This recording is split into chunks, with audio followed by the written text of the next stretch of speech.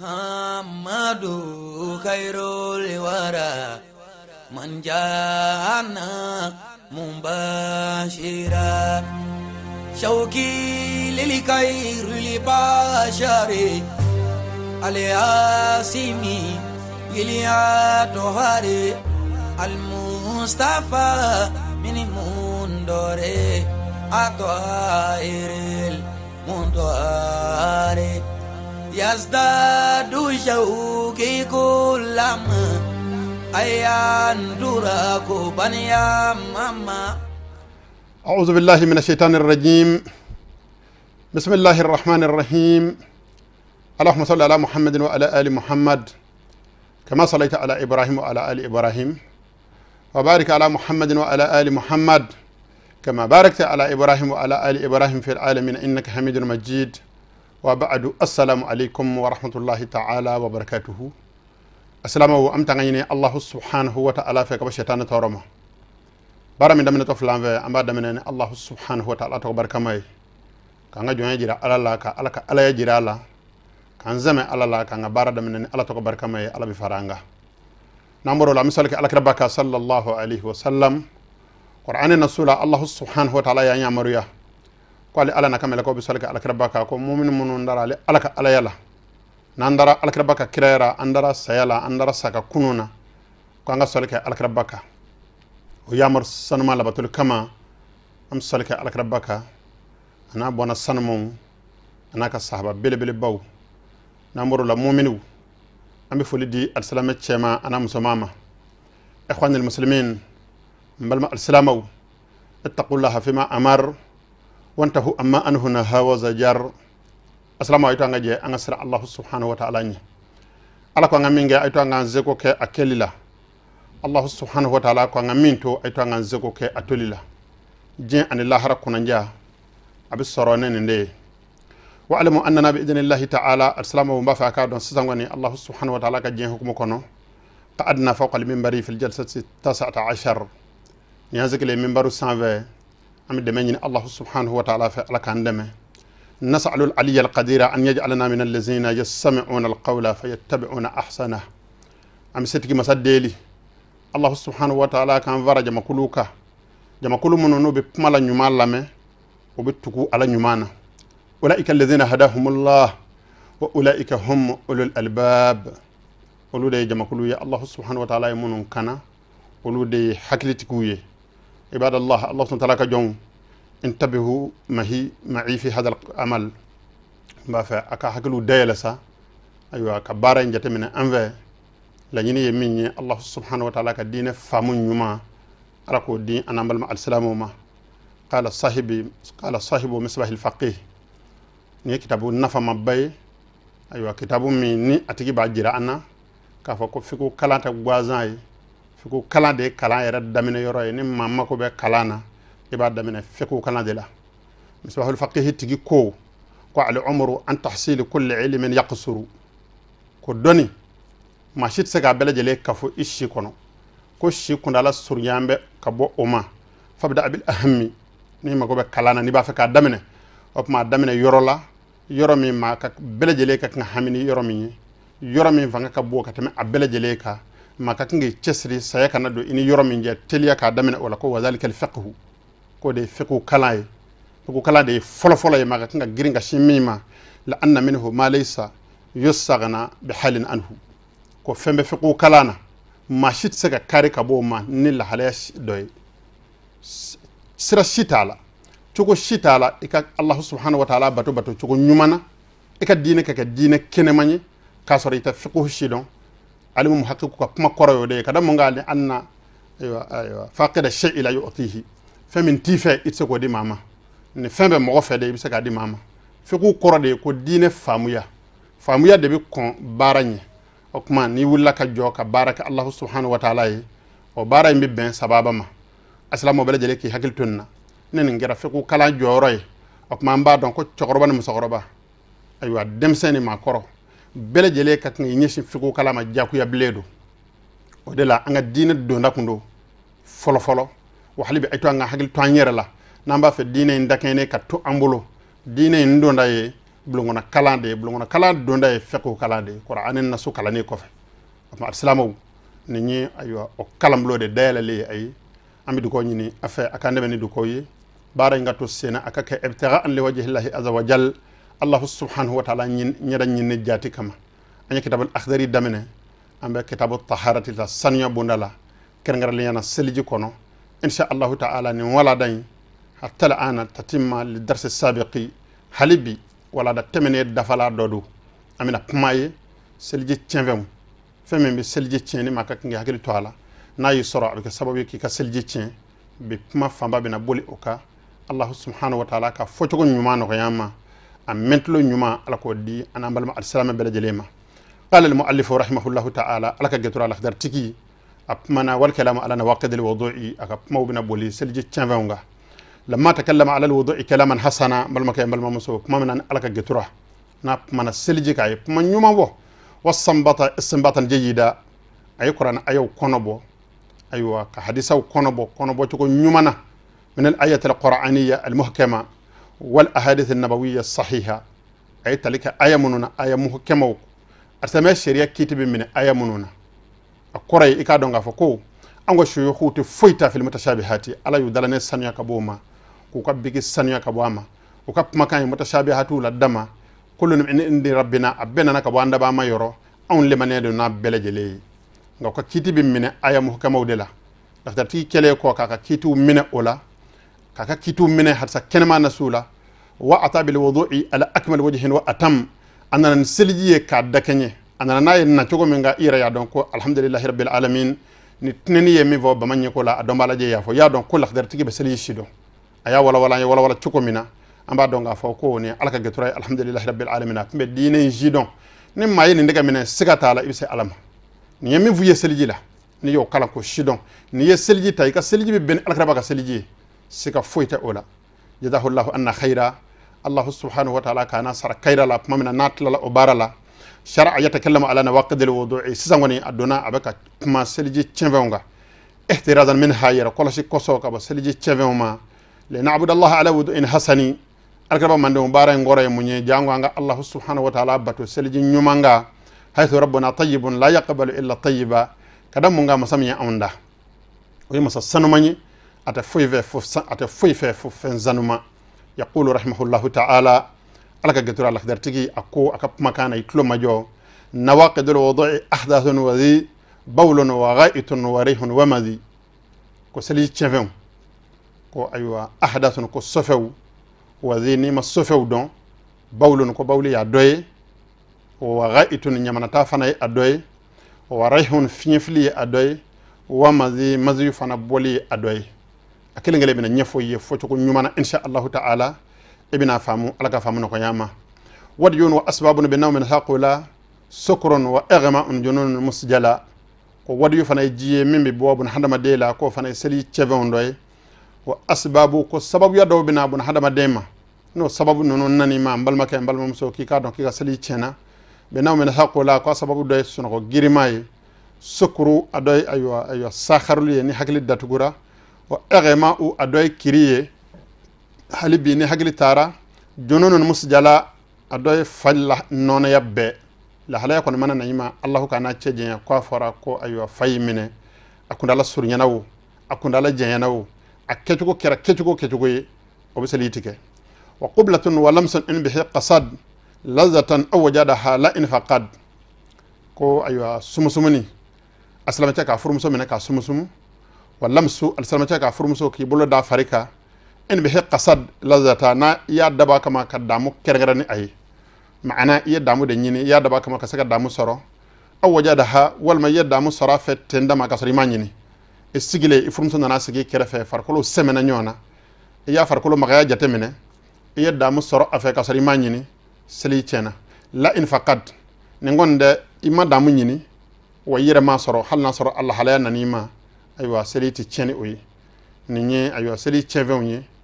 aywa alimu muhaqqiqu min vara nyonga alsama hasilu ma fi hadhihi al-abyati min bi famuni ndongle sonununa ode nawaqidu jamu naqidi anga don arabu kana ni arabu ko nawaqidu o kore ko aywa naqidu chama cheven chama وناقد الشيء ونقيضه ما لا يمكن جمعه معه نافر عرب كان كو ناقد الشيء وكوري كو فين تشين فين يراني فمن زكا جكا ايوا كفو كنا كيلنغا جيني تسمع اولوتي كماليا كمن انجلي غونا تشوغومينا نا عرب كان كو يما كو ناقد الشيء وكوري نيفين نا سباتيرا فين دو ngoni obita uflati jeka kamalia kamene ngele ngono ودلو يا ويلي ويفنن ندغو ويلي كو سيدي تشنفم نو نانا دما ولو لحظه هل نيكامي فرانجي سيدي با كودو اوك ما يتلو ما جو يعني ان نواقض الوضوء على قسمين اكما باجيرانا كو سيدي تشنفين فيجيا فلاي الاحداث الصفو والاسباب ان الصفو سبب يوم وان الاحداث انغا دونك فالصفو هي ما يخرج من احد المخرجين ودي فمن بي بوبون حدما دي لا بودا فلا سوكليفي نيفلا ان كوفلا على وجه الصحة والاعتياد نابورا كنيا نيكا اني لاداني كما دو فمبي بو ابودا فلافه ايوا كسرا ما بوني كنيا ني ولا ما بوني لاداني سلامه الشريعه بي ايوا درلوفله كيا فكه او مانغنا بورا كيتويكا كنيا لا وابورا لادا بولي يردلا كما او بوچوغو اند بيسليتي البول بولي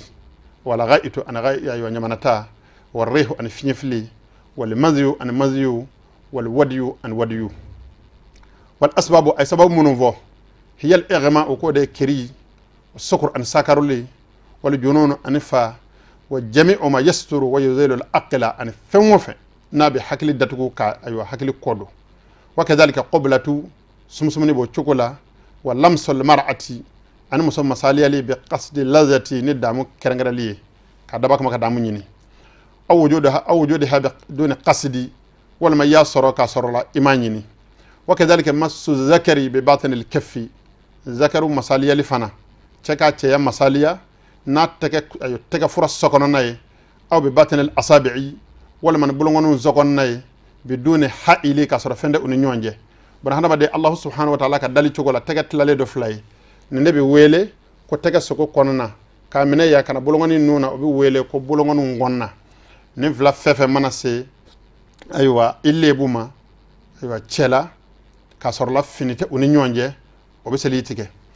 وزاد البعض الثالثه فقهاء دون الشنبا دو يسبنا جيدي وهو غير هذين وتنفف لكنا وهو الردة والشك والعياذ بالله ويك مرتي كب الله سبحانه وتعالى يا مرجو كورو ولا مكسكا وفلا بسليتike على كان مرتي ما الله سبحانه وتعالى كان تشجي نسلام مرتي لا كفكو الله كو يمين فورا نده تشي نبه زنگلا فين بو يو ميري كسر سلجي من بيلا ها وسلجي با كودو فائدة فائدة قد قال الفقيه رحمه الله تعالى فقيه يفاني في نظمه الرسالة أقا أيوة رسالة أبي زيد القيرواني نظمنا في تعريف المزي أبي مزيود أيوة فاني كدغانيا والودي كوديو فنا فاني ولا ما نصه أكب من نصف له أكو والمزي أبيض رقيق جاري عند الملاءبة أو التذكاري أني فهم في يلا ربكانا جيمي ندوكو كو مزيو كو أبي بو أيوة بن حدما ديلا ako ko jinye jemanye raqiqu ka nyeka ka ajika misen adanyu ko la alafe indal mula abati aw tadhkari ko bi bo muso fetulunga watila wal matashi watila indama tadhakkara rajulu fi mahasin zawjatihi mamina ni ceye imiri afurmuso yoro nyumawna aywa ni alebu wulaka jo jimise membe bo o jide bi wele ko maziyu aslamu samete dinena ne venunu nyefoli foka chenye akiranga wajibi bleye barsabo fiko kala aywa damina naka dokoya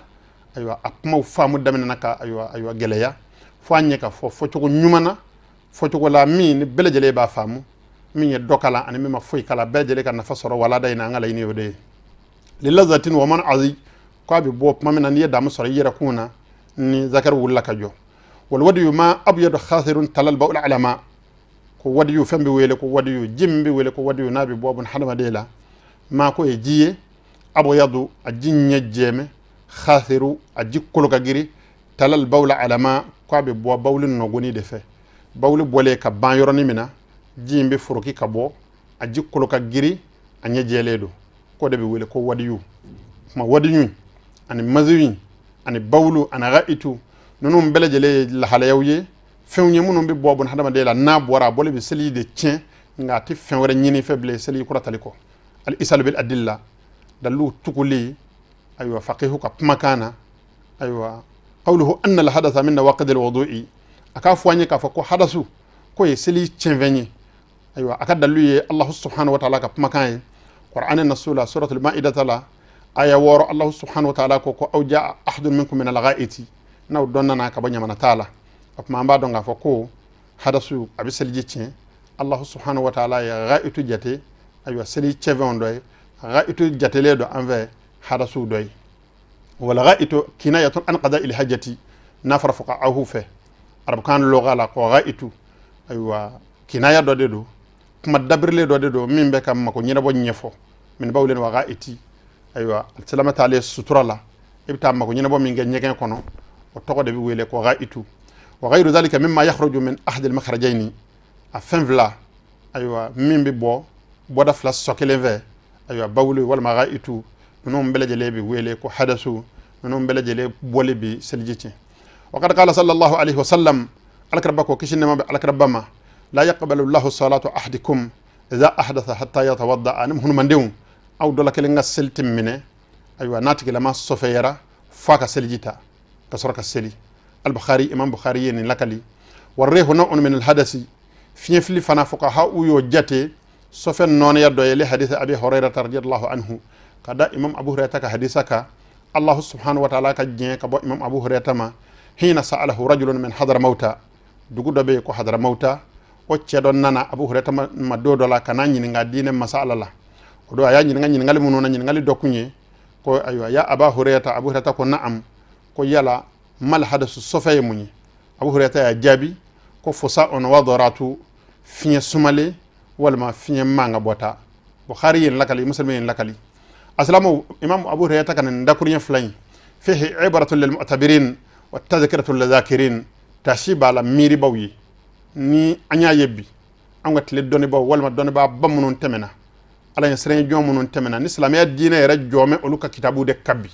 no luka kitabu farla nyonga ka ko jilabi ni diina yara doni bita o doni ba baw nu ku yera kuna kongo amba ye demsen chifum be ban ko demine ko mona ko ma fo ala ko mona ma fo yo alkrabako ni imam abu hurairah tade alkrasatama ka sahaba do ay kalanka de alkrabaka kalan rolla ay diine mine alkrasatama na karamo wera taala alkrabako sisa nyin ngalba ya nyin nga ko abu hurairah ne ko sofe munye de ama fo ala ko ama fo akira ko ako fo sa on wa doratu ko finya sumale membe bo duburula finya manga bota membe bo duburula ko be fo de ma ko sofe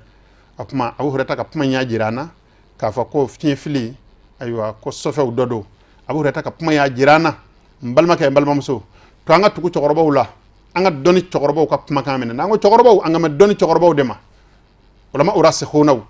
doni tigi chew nu ko mi anga mene nu ko ngo iba saru ya mena ka ba hadisan nasula wala mo ya mena ka ba qur'an ayala nga wajibi te uka fuka masdaru yumviye ni kiti boyoro nyena ka ba kiti kira hakika ka ba obi mi viye no e Allah ta'ala ka ayo kuma la yini no e alaka kira ka kuma la yini o de nyine do ufe kake jaku ya fuka fa qala Allah kake jaku ya fuka fa qala rasul alaka mo nyine ufe o de la imam abu hurairah minye kalake alaka babulo aflaka kiti tigani sisa aflaka jabi di sisa ama fo alako akira ko akuma mbalma so ayto nga hakil to anyerla kerngara linyana demson ayto nga je nga hakil to anyerla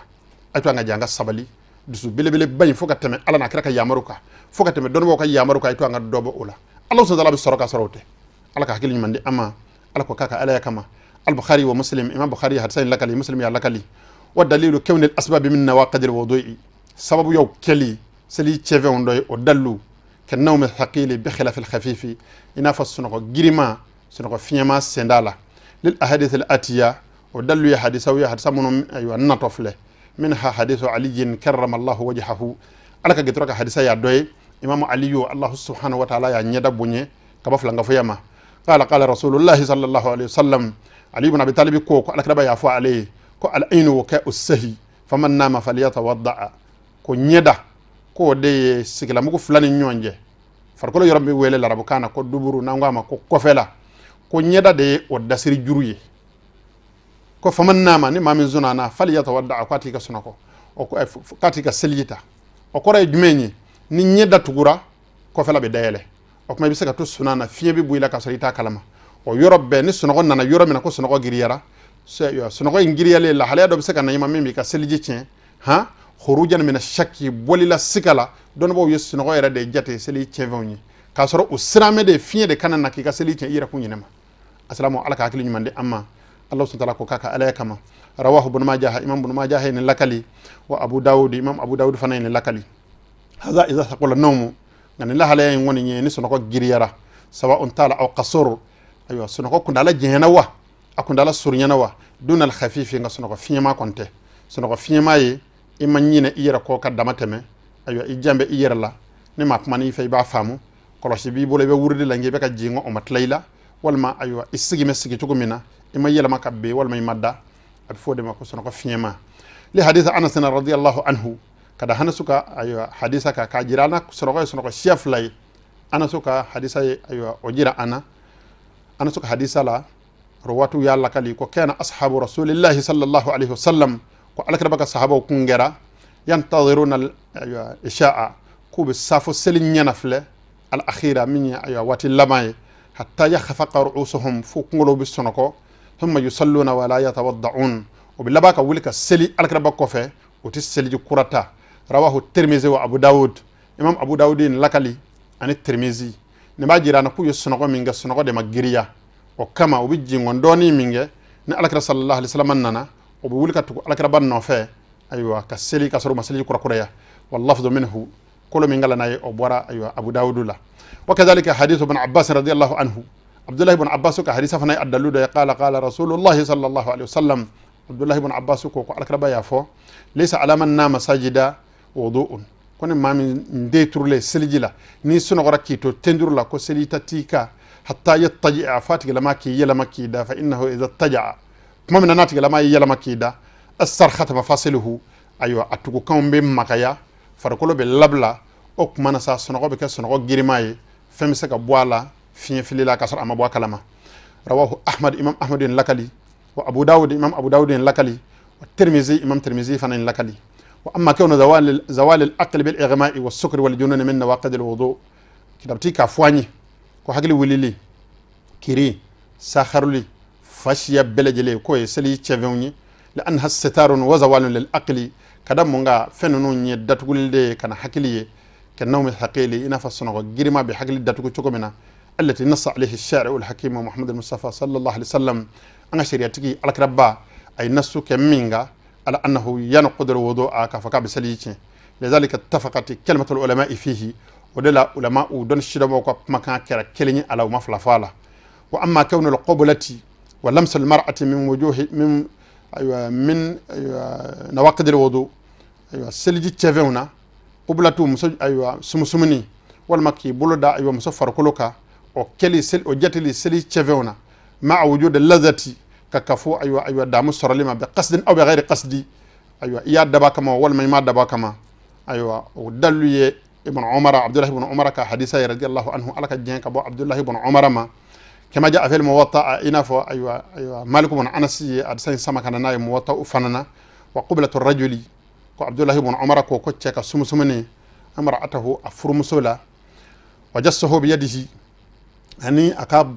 أبولد دا أفرمسو فركولوكا من الملامسة كو بجاتي فركولو جوشيلي فمن قابل امرأته كوانغا دوني مامي أفرمسو سمسمو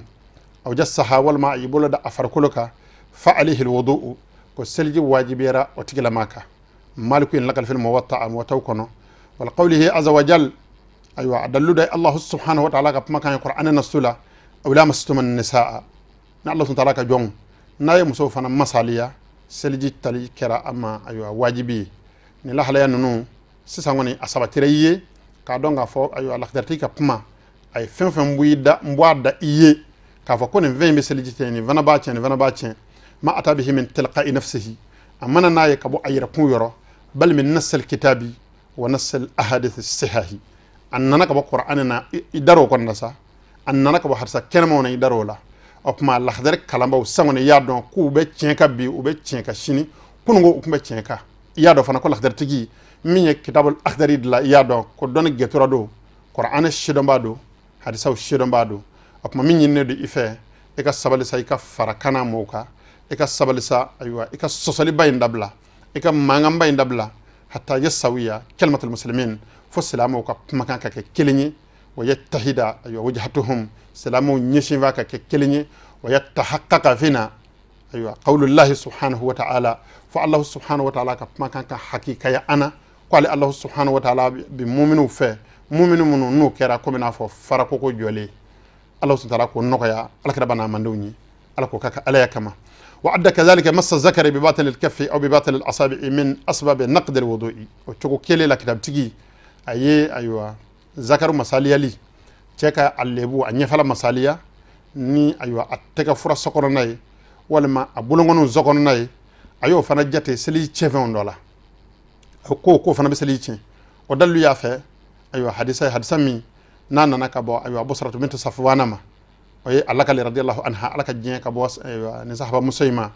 anna rasulullah sallallahu alaihi wasallam ka fako alaka ba sallallahu alaihi wasallama qala kwako wa man massa zakarahu ni chawo che nay anyefala masaliya فلا يصلي كواتك لما كان السلبلي حتى يتوضأ فاك سليتا رواه الخمسة حتى كتاب الدورو ين لكلي ومالك ين لكلي والشافعي إمام الشافعي فنين لكلي وغيرهم أن أولوتنا خلافا للمرأة نني مسوكا لحليا فومن يونغو إلا إن التفتي فن مسوي أبولة تمي أيرا كونفة تبول تكفورا غوازا تكفورا كونا غوازا سلي أني فلما بدون حائلي كاسور لا فند ونيونجي aywa mujarrad fi'li dhalika wa kali gwaza aywa obiseljice ngam musottata o chogoye musottaka kon taka furas aywa soko seli anyefelama o taka seljitike funa bulo temena ayrefe ni bulo sorla ayra kunfe o debi musoka seljitike fa ali hal wudu no kera selit kurata libka ka wajibi wa illa nil halama se o yorama fala seliti nyinafe ma urud hadith Umar ibn Shu'ayb ka kafo Umar ibn Shu'ayb ka hadisan nanima an abihi kwa ya lagal ka bo afama an jaddihi kaya min kabo amwakema radiyallahu anhum ajma'in alaka jeen kabo non bela jelema annahu sallallahu alaihi wasallam qal ko alaka bako kishin nema be alaka kirama ayyuma rajuli masafarjahu ko chawoche na ya nyafala masaliya ha falyatawadda ka saljita wa ayyuma mar'atin masafarjaha ko muso na ya nyafala masaliya falyatawadda ka saljita imam ahmad lakali wa ishaq fanan lakali والبيهقي امام بيهقي فنان لك اكسنن كونو ني ني فامو اي با دونك كلاي واجبي ني ماما حدث كلا ني ترو حدث كا كو تو ظاهره كاتي اي با جي اي بولو بسبب جي الحديث غير ثابت عند مالكي ني حديثان اثبتي عند امام مالكي يرو رضي الله عنه على جين كبا ايوه امام مالكي ما صحته عند البخاري ككفو حدث كنيا كبخاري يرو لكون مالكا اقرب احدا الى النبي صلى الله عليه وسلم كدا مونغا